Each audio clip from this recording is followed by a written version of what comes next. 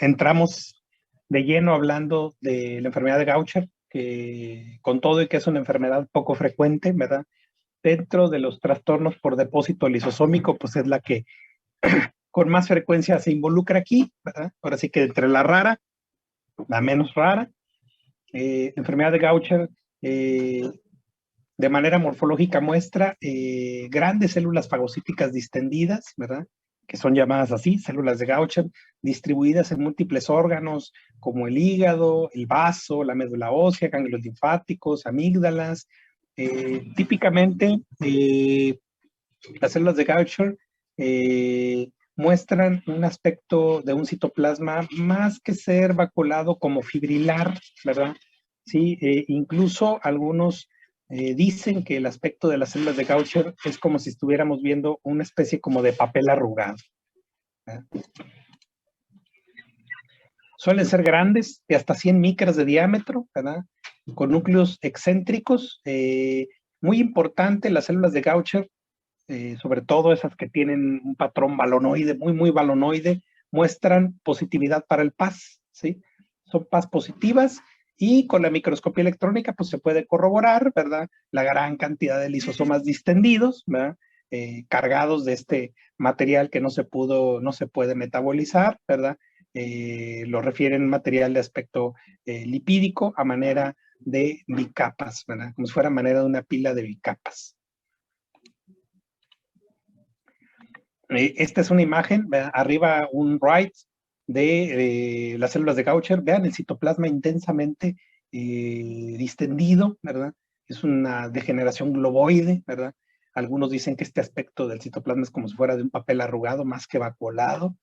Vean acá con hematoxilina y eosina, el núcleo excéntrico y el citoplasma, pues obviamente muy hinchado, ¿verdad? El aspecto balonoide de las células.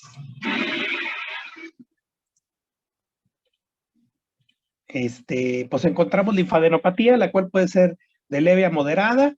La acumulación de células de Gaucher pues, se observa en la médula ósea, ¿verdad? En la forma tipo 1, ¿verdad? Esa forma crónica puede encontrarse en el 70 y hasta el 100% de los casos. Con el paso del tiempo, el depósito en la médula ósea puede generar erosiones óseas y obviamente pues también se tiene cierto riesgo con el paso del tiempo de que puedan surgir fracturas patológicas por la distensión de la médula ósea. El involucro del sistema nervioso en pacientes con enfermedad de Gaucher suele verse en los espacios de Bircow-Robin. Los espacios de Bircow-Robin son pequeñas zonas que están alrededor de los vasos sanguíneos en el cerebro, ¿sí?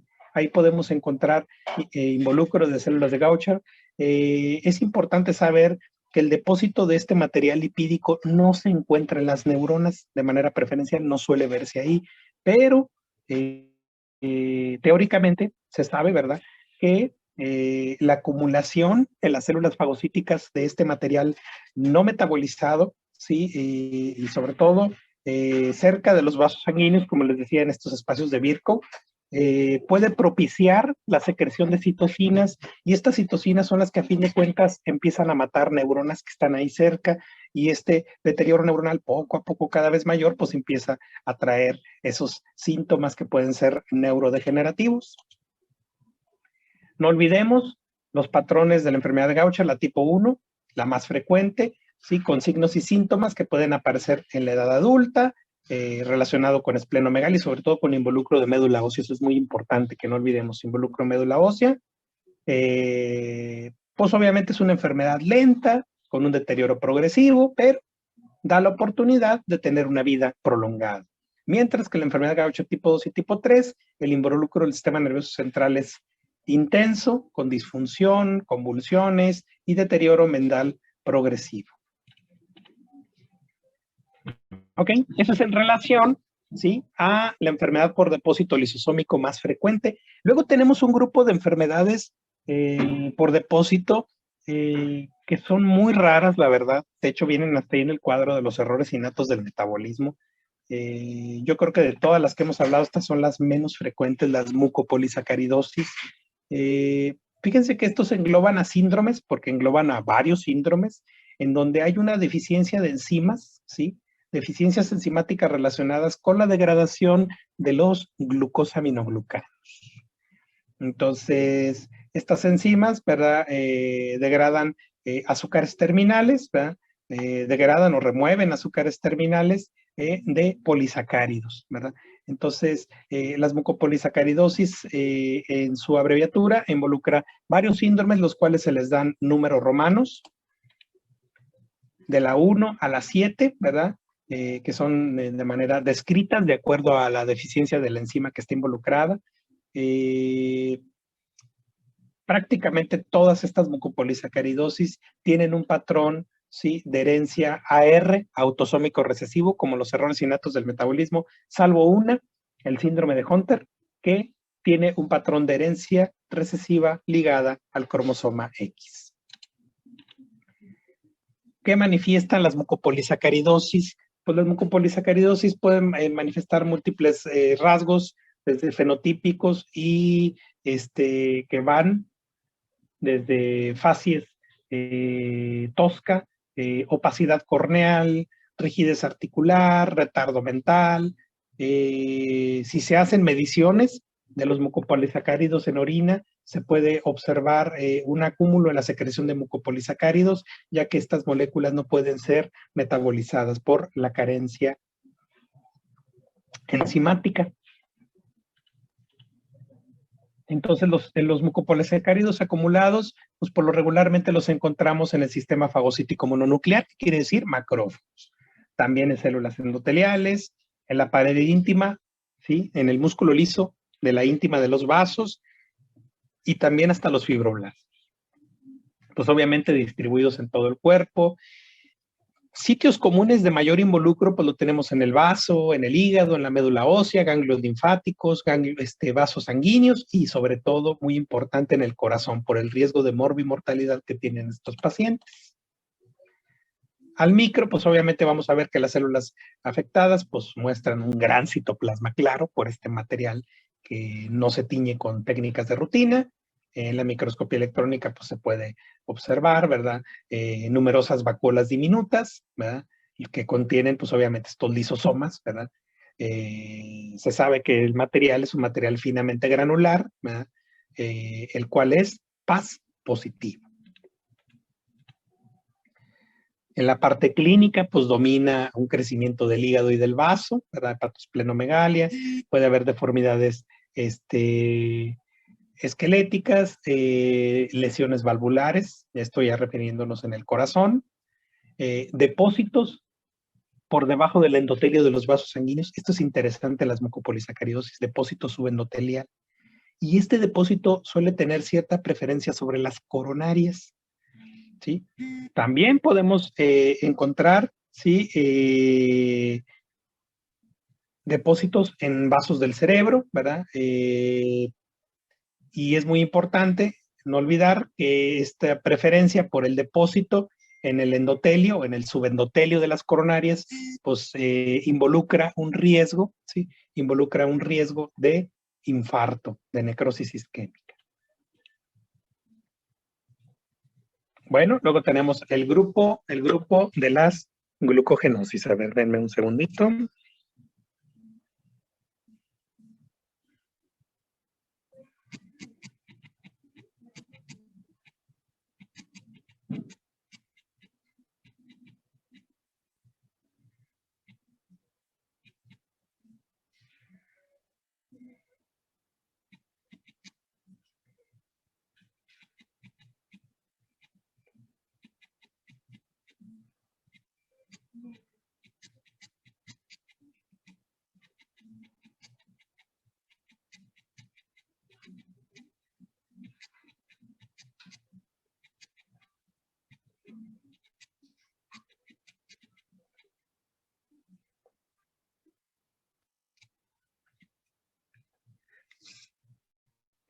Bueno, luego tenemos el grupo de la glucogenosis, ¿verdad? Son enfermedades también con un patrón hereditario en donde hay una deficiencia de enzimas involucradas en la síntesis o en la degradación secuencial de glucógeno, ¿verdad?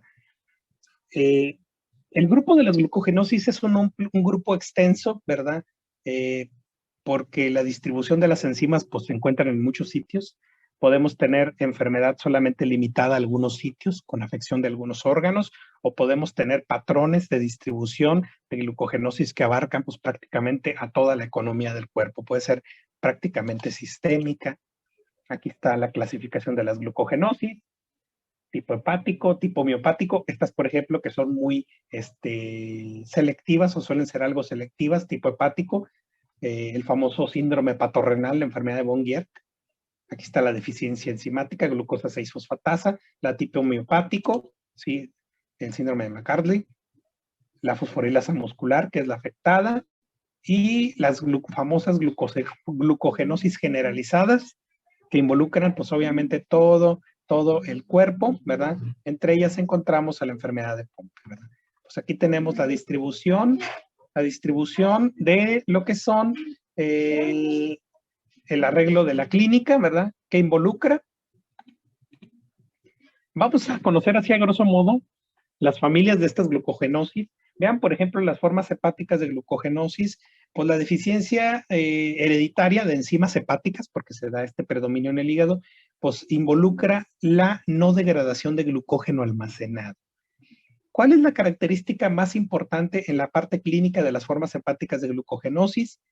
Que la persona sufre de ataques de hipoglucemia. Son personas que prácticamente se van a dormir y en la mañana no toleran los primeros minutos al despertarse en la mañana porque rápidamente sufren hipoglucemia y se desmayan, sufren desmayos. Y aparte desmayos muy frecuentes que se resuelven si la persona empieza a consumir alimentos. Entonces, en las formas hepáticas hay una deficiencia hereditaria de este grupo de enzimas que se encargan de degradar el glucógeno almacenado y obviamente proporcionarnos esas reservas de glucosa para el día. De hecho, por ahí viene una figurita, ¿verdad? Donde representa en su texto al hígado como si fuera una especie de llave de agua, ¿verdad? En las formas hepáticas, en donde el hígado pues, es el principal aportador de glucosa para mantener nuestros niveles adecuados en sangre y que no tengamos, pues obviamente, una crisis hipoglucémica. Ellos no pueden hacer eso, por eso sufren de crisis de hipoglucemia, y eso es grave porque a fin de cuentas, si la persona entra en una crisis de hipoglucemia y no se atiende o no recupera sus niveles, puede convulsionar y puede morir en cuestión de minutos. Eso es algo que es fuerte, es grave. La hipoglucemia es menos tolerada que la hiperglucemia. La hiperglucemia hasta cierto punto tiene mecanismos de compensación y puede ser tolerada por la persona, pero la hipoglucemia no. Es algo que sí se tiene que aprender a atender pronto. Luego tenemos las formas miopáticas. Las formas miopáticas, sí, son muy características en la clínica porque la persona después de hacer cierto ejercicio presenta múltiples calambres, calambres musculares, y los niveles de lactato en sangre se encuentran disminuidos, ¿verdad? Hay bloqueo entonces en la glicólisis, ¿sí? Y esta afección la tenemos a nivel muscular. Luego tenemos las formas generalizadas de las glucogenosis. Por ejemplo, en la deficiencia de la maltasa ácida, la famosa enfermedad de Pompe, y la carencia de enzima ramificante, ¿sí? En donde en estas pues vamos a encontrar una afección pues prácticamente más generalizada, ¿sí? Porque estas enzimas actúan en muchos niveles y repercuten en muchos órganos, ¿sí? Y aquí está, ¿verdad? Se asocian a problemas, ¿verdad? En el metabolismo de glucógeno en múltiples órganos y muertes en edades tempranas, ¿verdad? Tenemos el ejemplo de la maltasa ácida, ¿sí? Una enzima lisosómica, ¿verdad? Que es la que su deficiencia origina la enfermedad de Pompe, ¿sí? Y obviamente un rasgo muy característico entre toda la afección sistémica que tienen los pacientes con enfermedad de Pompe, cuando son en la niñez, rápidamente presentan un crecimiento del corazón, una cardiomegalia, se presenta una almacenación importante de metabolitos de glucógeno a nivel del corazón, y la cardiomegalia es muy característica de las personas que tienen o que sufren de enfermedad de Pompe. Y aquí pone unas imágenes comparativas de un músculo normal, parte superior izquierda. Vean cómo las celulitas muestran una forma más o menos poliédrica. Aquí se lo estoy señalando con la flecha de la computadora. son intensamente de color rosa. Es muy importante que vean la tinción, intensamente rosas eosinófilas. Hay muchísimas células musculares aquí, vistas en un corte transversal. Ahora véanlo en la imagen del lado derecho. Las células están completamente distendidas con un gran citoplasma claro, la eosinofilia, la coloración rosa que tenían desaparece. Vean los núcleos desplazados hacia la orilla y el citoplasma intensamente claro, ¿verdad? Por todo este almacenaje de metabolitos de glucógeno, ¿sí? Sustratos de glucógeno que no pueden ser digeridos, no pueden ser catabolizados por esas enzimas que están ausentes. Bueno, pues cambiamos de canal y ahora vamos a platicar de las cromosomopatías. Cromosomopatías, pues entonces son aberraciones, ¿sí? Desórdenes que se presentan dando un conteo anormal del número de cromosomas o alteraciones en la estructura de uno o más cromosomas. Muchos de los errores en estas cromosomopatías surgen en la división celular, ya sea en la mitosis o en la meiosis. De manera anormal, la persona, cuando es en el caso de un conteo anormal de cromosomas, pues obviamente los múltiplos no corresponden con 23, ¿verdad? Son múltiplos diferentes a 23, que sería el conteo haploide. Este conteo que queda fuera del múltiplo de 23 se le llaman aneuploidías, ¿sí? Entonces, dentro de las aneuploidías, pues encontramos estos trastornos en el número de los cromosomas, de los cuales vamos a revisar, pues, unos de los más frecuentes. Entre ellos, pues yo creo que el súper conocida trisomía 21. Luego tenemos una segunda categoría de cromosomopatías en donde se involucran aberraciones en la estructura de los cromosomas, ¿sí? Pues obviamente estas aberraciones en la estructura surgen por roturas, pérdidas o rearreglo del material genético, lo que se engloban en los conceptos que ya ustedes conocen y que ya revisaron en genética, de lesiones, translocaciones, que la translocación recíproca, que la translocación robertsoniana, el cromosoma, ¿cómo se llama? El cromosoma circular, en anillo, perdón, etcétera, etcétera, etcétera. Todo eso involucra, ¿sí?, la categoría de aberraciones asociadas con cambios en la estructura, ¿sí?, por rearreglo del material o pérdida. Que esto es lo que les digo, los ejemplos de las translocaciones. La translocación robertsoniana que se da en los cromosomas acrocéntricos, los isocromosomas, las deleciones, las inversiones, cromosoma en anillo, ¿verdad? Entonces, pero bueno, esto ya no lo voy a repetir, ya ustedes ya lo conocen por genética, ¿verdad? Pero sí conocer que muchas de las cromosomopatías pueden involucrar este camino, ¿verdad? Alteraciones en la estructura o alteraciones en el conteo, un conteo anormal, una aneuploidía. Vamos a platicar de un ejemplo de las aneuploidías, ¿sí? Un conteo anormal del número de cromosomas, y pues ponemos aquí la trisomía 21. Pues yo creo que alguna vez todos hemos conocido una persona con este síndrome, el famoso síndrome de Down, la causa genética más frecuente de retardo mental. Se dice que en Estados Unidos 1 de cada 700 nacidos presenta este síndrome, ¿sí? Pues obviamente es la causa más frecuente de trisomía, ¿verdad? El defecto se da en la no disyunción en la meiosis, ¿verdad? Muy importante recordar que los padres de los niños afectados prácticamente son normales, ¿verdad? El defecto se da en las células germinales, ¿verdad? Es ahí donde se da, no lo heredan. Imágenes características que todos conocemos. Se conoce dentro de los factores de riesgo la edad materna como una influencia para incrementar la posibilidad de tener trisomía 21, ¿verdad? Se sabe que entre más grande sea la mujer, el riesgo de que pueda tener defectos de la no disyunción en la meiosis sean mayores conforme se tiene más edad en su óvulo, ¿verdad? Se sabe que hasta un 4% de los casos de síndrome de Down, ¿verdad?, surge de una translocación robertsoniana, ¿verdad?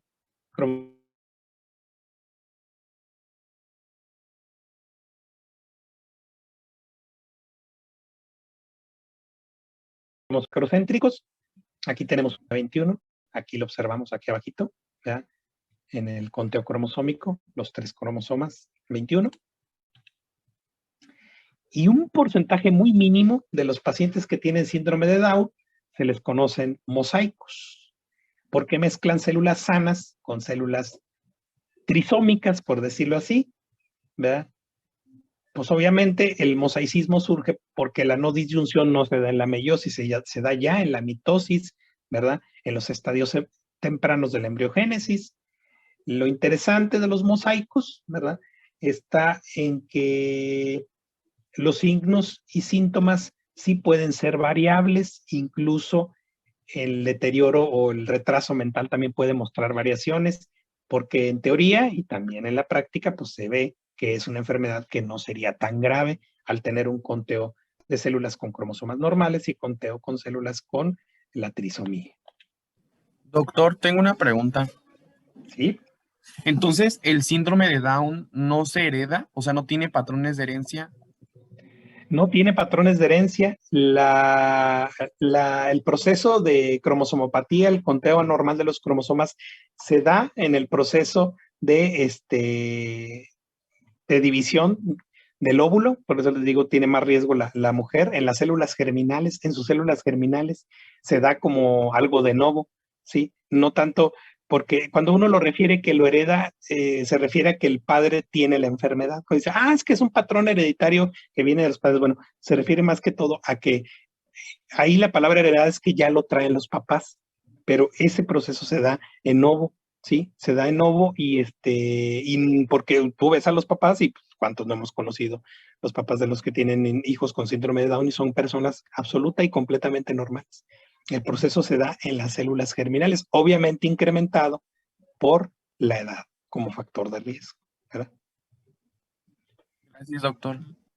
Sí. Doctor, yo tengo una duda. ¿Por qué este síndrome no es tan frecuente en personas de raza negra? Esa es una buena pregunta.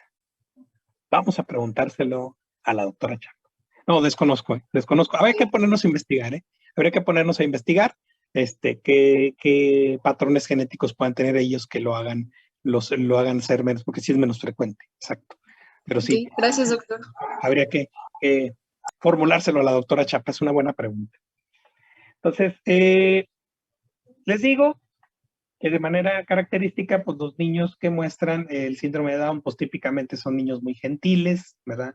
Pues yo creo que todos hemos conocido alguna vez un niño con síndrome de Down, en realidad son personas que parecen que derrochan felicidad, contentos de todo. Y muy, muy importante señalar que las personas que son mosaicos, ¿verdad?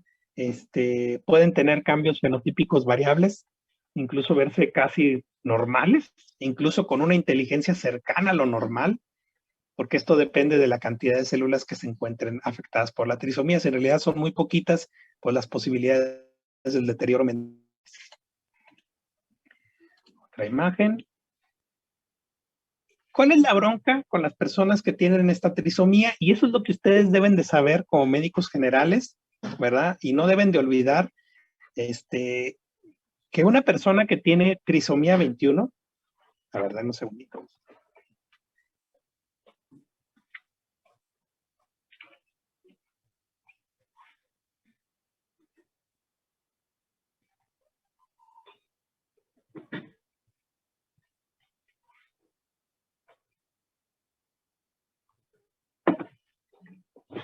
Ahora, si regresamos, ¿qué son las cosas que ustedes como médicos generales no deben de olvidar en el aspecto patológico que deben de orientar a los papás de los niños que tienen síndrome de Down? Pues obviamente una vigilancia médica importante, porque sí son pacientes especiales, ¿verdad? De batalla, pues deben de tener su pediatra y todavía más, y si es posible, deben de tener un cardiólogo pediatra que les dé seguimiento pues durante toda su niñez y prácticamente la adolescencia, porque prácticamente 4 de cada 10 personas que tienen síndrome de Down, 40%, tienen problemas cardíacos congénitos, ¿sí? defectos que van en el cojinete endocárdico, defectos en el ostium primum, comunicación interauricular, comunicación interventricular, malformaciones en las valvas y los principales riesgos de morbimortalidad en edad temprana en los niños que tienen síndrome de Down se debe a problemas cardiovasculares. ¿Qué quiere decir esto entonces? Que ustedes como médicos generales y como consulta de primer contacto les toca a un niño con síndrome de Down, va con sus papás, ¿verdad? En el chequeo, porque les va a tocar en el servicio social, el chequeo de niño sano en los primeros meses. Bien importante que ustedes les hagan la observación de que acuda con un cardiólogo y de preferencia que sea cardiólogo pediatra, porque él, pues obviamente, le va a hacer una exploración más profunda e incluso le va a poder solicitar, ¿sí?, un ecocardiograma, ¿sí?, que es un estudio de ultrasonido especial para poder ver las cavidades del corazón y si hay algún defecto temprano, pues poderlo ya identificar y si se requiere algún tratamiento, pues irlo planeando a futuro. Fíjense, las personas que tienen trisomía 21 tienen 10 a 20 veces más el riesgo de tener leucemias. Entonces, pues el monitoreo de la sangre de estos niños, pues es algo que no podemos hacer a un lado. A lo mejor durante su niñez pedirle por ahí cada año, cada 2 años una biometría hemática. Cuando se dan las leucemias, son leucemias de las LLA o LLM, leucemias linfoblásticas agudas o mieloides agudas. También las personas que tienen trisomía 21 pues tienen un mayor riesgo también de tener a futuro enfermedades neurodegenerativas como el Alzheimer, y se sabe que las personas que tienen el síndrome y sobrepasan los 40 años, muchas de ellas empiezan a desarrollar los estigmas neuropatológicos parecidos al Alzheimer. Las personas que tienen síndrome de Down son personas que se tienen que cuidar mucho desde el aspecto inmunitario, porque tienen un mayor riesgo de tener infecciones, pero la bronca con estas personas es que pueden involucrar a órganos vitales, sobre todo a los pulmones, ¿verdad?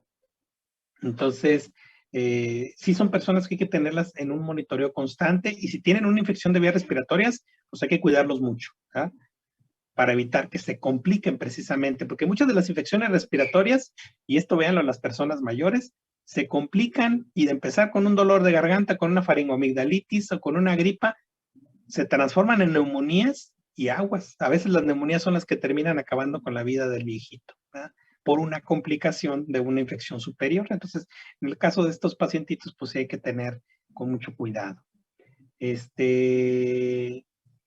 Pues obviamente la esperanza de vida en estas personas se ha ido incrementando.